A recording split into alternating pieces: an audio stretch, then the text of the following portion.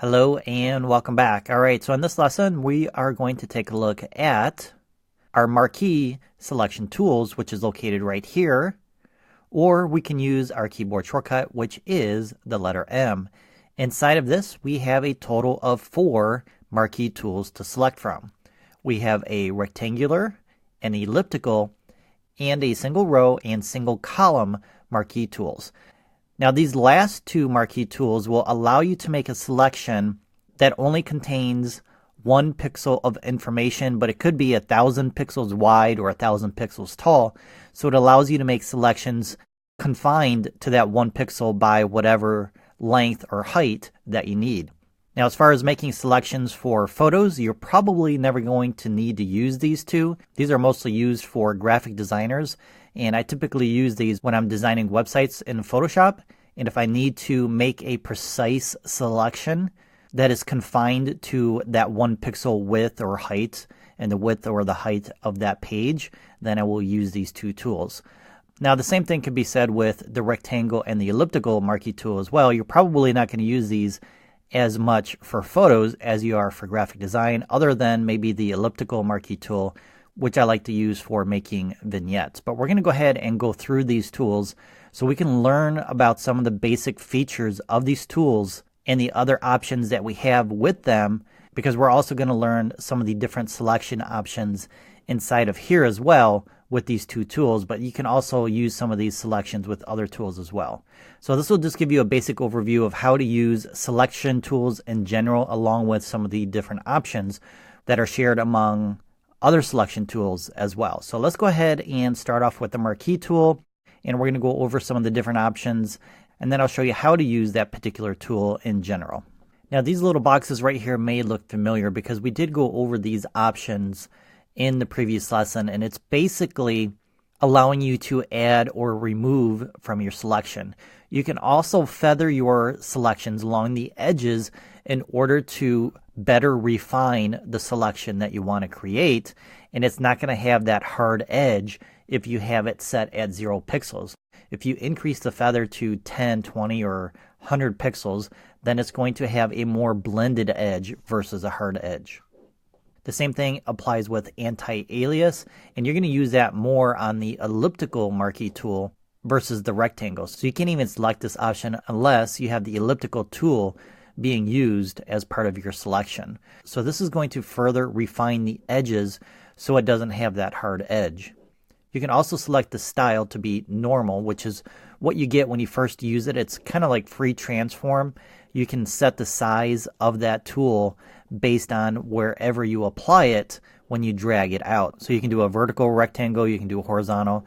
You have the freedom to adjust the size of that selection any way you want it based on what you're trying to select. But you can also use aspect ratios of different numbers based on the width and the height. So I have 1 for the width and 1 for the height, and that's going to give me a perfect square.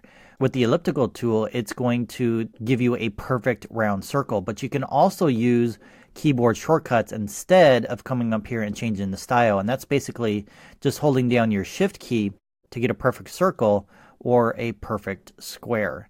So as you can see, actually let's change this back to normal. As you can see, I'm holding down my shift key. Well, I guess you can't see that, but I'm holding down my shift key and I have a perfect square. You can also change different aspect ratios as well by typing in different numbers. So if I type in a 3 for the width and 1 for the height, it's going to give me an aspect ratio based on those numbers. We can also select a fixed size.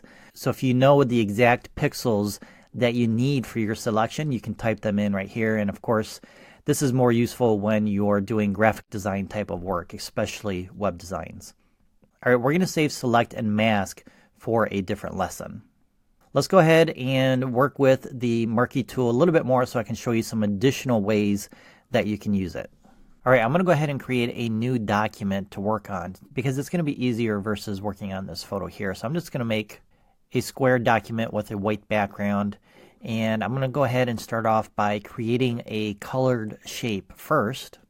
All right, let's use dark orange, and I'm going to create a shape. I'm going to go ahead and rasterize it. Don't worry about all this right now. This is just for demonstration purposes. And I'm going to go ahead and make some different size squares. And I want to change the color of one of them to blue. Okay, I'm going to grab my Marquee tool, the letter M.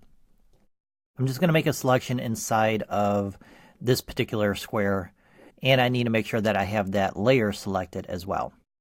All right, so let's say we need to select this entire square. Well, we can try and pinpoint it this way, which we could do.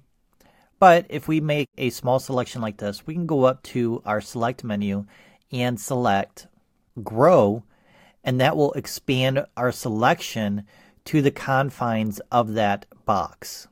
All right, now let's say we want to select the other two boxes as well. Well, the first thing we have to do is we have to select all the layers and merge them together. And then if we choose similar, it will then make a selection based on all those colors. Now you may be wondering, well, why didn't I have blue in there? What if I had blue in there? Well, let's find out. Let's go ahead and merge all the layers together, make a little selection on one color, and select similar again. And now it's only selecting the orange colors. So this is one way of isolating your selection based on color, providing everything is within one layer. If we have multiple layers, then we have to select those multiple layers and merge them. All right, the other thing we can do is we can refine our selection with a free transform tool. So I'm going to go up to select. I'm going to select grow. Then I'm going to go back to select and select transform selection. And this puts a transform tool around that selection, and then I can rotate it and resize it in free transform mode to make the selection that I want. And of course, we can use our add or remove selection options to add or remove from that particular selection as well. So I'm holding down my shift key right now, and I can add to the selection. If I hold down my alt or option key, then I will remove from that selection. All right, we do have some other options up here, and one of the ones that I use, two of the other ones that I use a lot are the first one here, which is all, which is going to select the entire document or the entire width and height of that document, which is Command or Control and the letter A. And then deselect will remove that selection, and the keyboard shortcut is Command or Control and the letter D. And then of course you have options to reselect if you deselect by mistake, and you can also inverse your selection. So if we select, let's say, this part of the image, and we want to select everything else but that area, we can go up to select and click inverse, and now everything else is selected except for the area inside of this little rectangle. And then you have some options for your layers as well. If we have multiple layers and we want to select all those layers that are not locked, we can select all layers, and now both of those layers are selected. It's just a different way of doing it versus coming over to the panel and then holding down your shift key and selecting them all, or the control key and selecting multiple layers. So that just gives you another way to select your layers. Deselect, you can find layers and isolate layers as well. All right, so some of these other options we're going to do in different lessons, like the edit in quick mask mode. We're going to do that in a completely individual lesson of its own. And then some of these other selection options are a little bit more advanced, like load selection, save selection. If you're doing a complex selection of an image, like say around hair and fine details and things like that, you can actually save that selection.